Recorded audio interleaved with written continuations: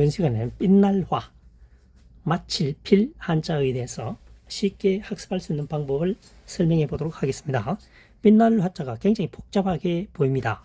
그러나 파자 분석을 하면 쉽게 기억 저장할 수가 있습니다. 풀초, 하나일, 다시 풀초, 하나일, 맨 아랫부분이 열십이 되겠습니다.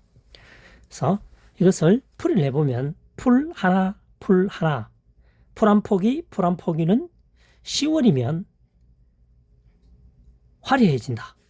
빛이 난다는 거죠. 그래서 여기서는 단풍을 상상하시면 되겠습니다. 단풍. 10월이면 단풍을 맺게 되죠. 그래서 풀 한 포기가 모두가 생물은 10월 되면 절정을 이룬다는 얘기입니다. 그래서 빛날 화, 화려할 화가 되겠습니다. 우리가 많이 사용하는 것은 화촉이죠. 결혼식 할 때 화촉.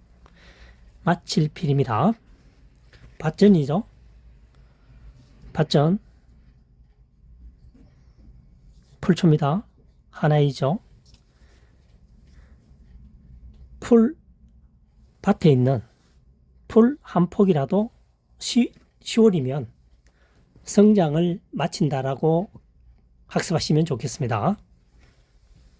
밭에 있는 풀 한 폭이라도 10월이면 성장을 마친다.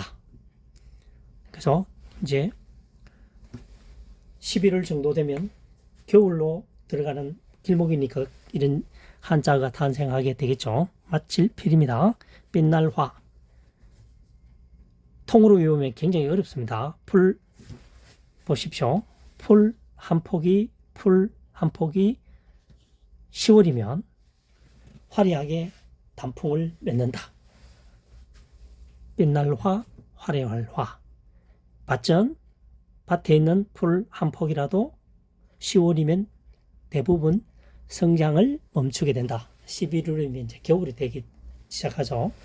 그래서 마칠필이 되겠습니다. 이번 시간에는 마칠필, 빛날화 한자에 대해서 파자 분석을 통해서 설명을 해보았습니다. 필경, 화촉. 필경, 화촉. 이번 시간에는 헤아릴요, 비스듬할 사 한자에 대해서 파자 분석을 통해서 쉽게 학습하는 시간을 가져보도록 하겠습니다. 헤아릴요자입니다. 살미자죠. 살미.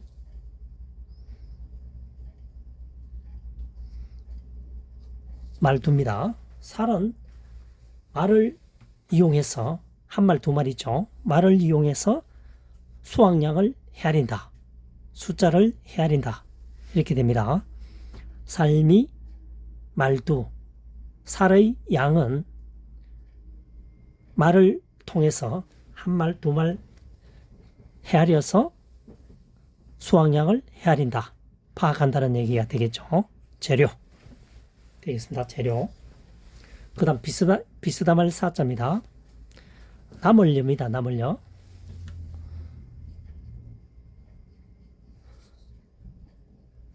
말두자가 되겠죠. 자, 한 말을 숫자를 파악할 때 살을 가마니에서 내어서 이 대 안에 담게 되겠죠. 이 수평으로 정확하게 담지를 못합니다. 수평으로. 때는 반듯한 도구를 이용해서 이 수평을 이렇게 끓는 거죠. 이렇게 끓는다는 얘기입니다. 이렇게 평평하게 비스듬하게 끓는다는 얘기죠. 말을 사용하여 숫자를 파악할 때는 나머지 부분은 조금 윗부분에 튀어오르겠죠. 부족하면 안 되니까요.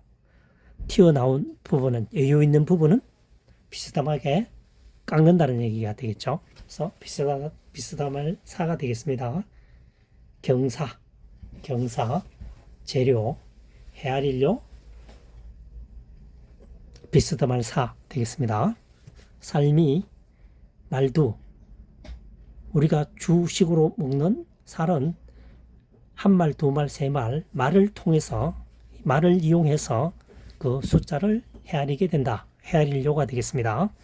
비스듬한 산은 나물려 말두죠. 말을 헤아릴 때는 조금 전에 설명했다시피 작게 담으면 되지 않으니까 그렇다고 수평으로 정확히 담기가 힘듭니다. 그래서 어느 정도 담아놓고 그 남는 부분은 자를 이용해서 비스듬하게 깎는다는 얘기입니다. 정확하게 수량을 파악하겠다는 얘기가 되겠죠. 이번 시간에는 비스듬한 사, 헤아릴료, 한자어에 대해서 파자 분석을 통해서 설명을 해보았습니다.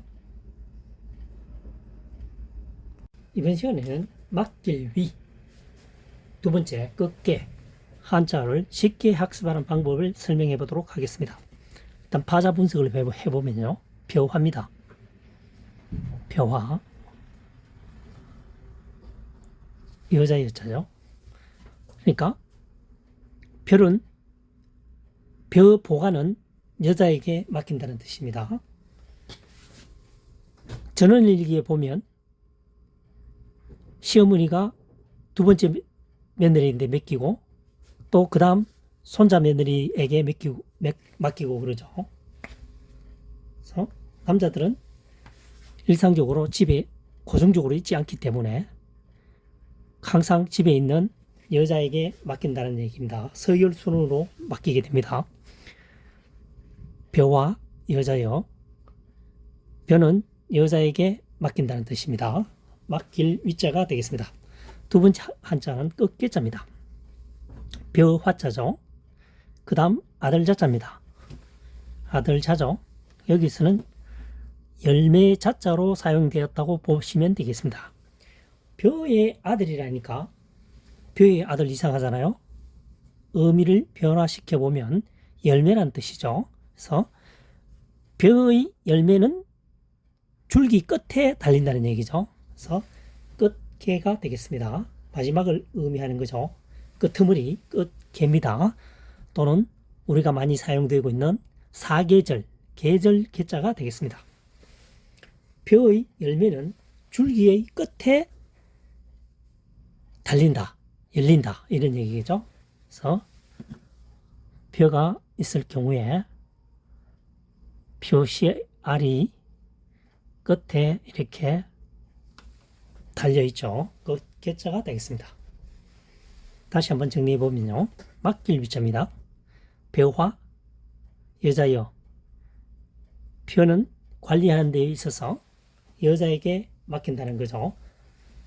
추수 과정까지 씨 뿌려서 거두는 과정까지는 남자가 담당하고, 그래서 탈곡을 한 후에 이제 먹는 음식으로서는 여자에게 맡긴다는 뜻이 되겠습니다. 끝개자는 벼화, 여기서 아들 자자는 열매 자자입니다. 그래서 벼의 아들은, 벼의 열매는 줄기의 끝에 달리게 된다. 그래서 끝게, 끝을 알리는 것은 계절이다. 그래서 계절 개자가 되겠습니다. 계절개, 끝개, 맡길 위.